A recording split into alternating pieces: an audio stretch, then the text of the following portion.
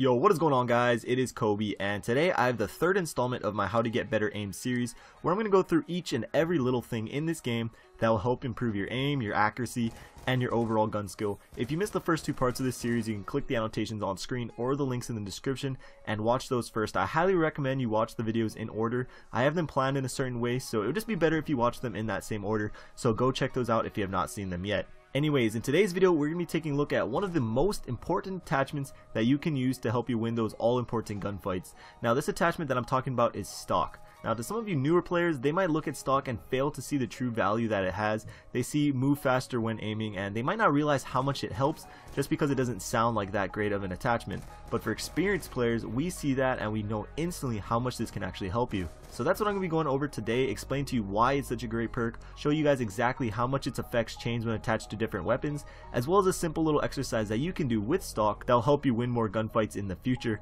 As always, if you do enjoy the video, please remember to smack that like button. These videos take a ton of effort to create, but at the end of the day, I think they're worth it. So starting off with some basic stuff, the one and only effect that stock has is increasing your movement speed while you are aiming down the sights. As I'm sure you guys all know, no matter what gun you are using, when you ADS, your movement speed goes way down.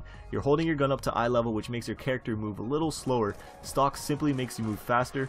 Exactly how much faster we will find out in a little bit, but in a nutshell, that's what this attachment does. So why is that so important?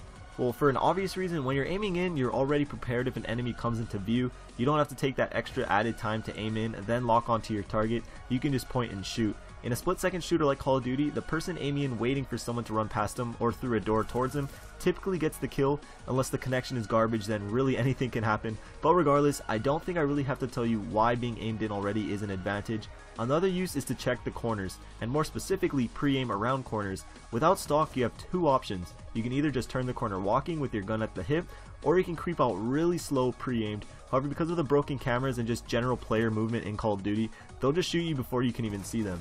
Instead, it's much more effective to turn the corner with stock and peek around, and because you're moving fast enough, the broken cameras really won't affect you as much. Now, where I think stock has the biggest impact on your gameplay is when you are a one-on-one gunfight. You and an enemy player are just looking right at each other, and whoever lands the 3 or 4 bullets first is going to get the kill. However, with stock, you also have the ability to avoid shots and maneuver around them to throw the enemy's aim off, also known as strafing. Now, strafing may be the most important skill you can acquire when it comes down to winning gunfights, because just like in real life, it's a lot harder to hit a moving target, and with stock, that's exactly what you become.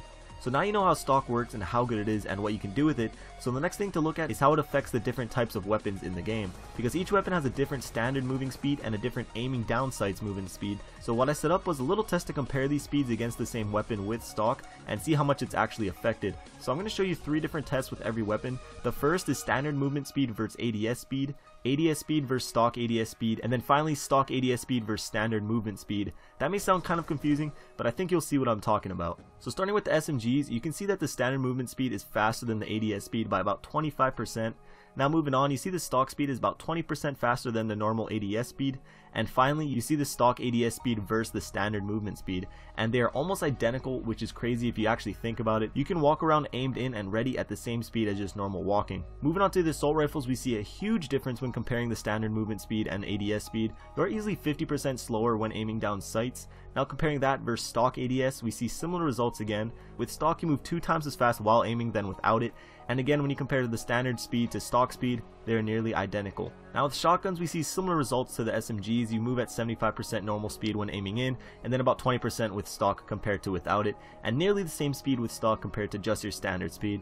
And lastly, looking at the LMGs, you see a huge difference, once again similar to the assault rifles, moving around 50% of the speed while aiming, then with stock nearly twice as normal as ADSing, and around fairly the same speed as normal walking. So from these tests, there are 2 obvious things that we can see. The first being that stock is fairly useful with SMGs and shotguns, however you can definitely manage without them. And 2, stock makes a huge difference with LMGs and assault rifles. However, more importantly, assault rifles. LMGs are typically pretty stationary, chilling at head glitches and things like that.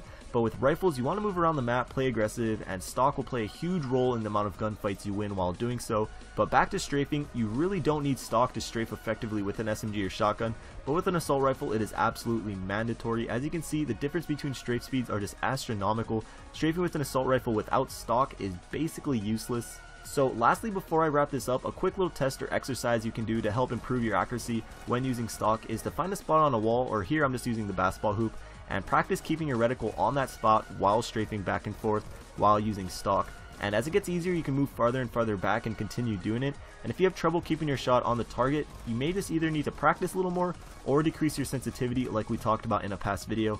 But as you can see, I really encourage you to try out stock, especially on your assault rifles if you do not use it already. It's definitely an attachment for more aggressive players, but when you do get used to strafing and you're still able to keep your aim on target, I guarantee that you will win more gunfights. So that's the video for today. I hope you guys enjoyed it. Like I said earlier, a lot of effort goes into these videos, so if you could support it with a like and a favorite, that would be much appreciated. If you can get this to like 300 likes today, that would be awesome. And of course, I'll start working on the next video. But check out my last two videos if you missed them, and I'll see you guys later. Peace.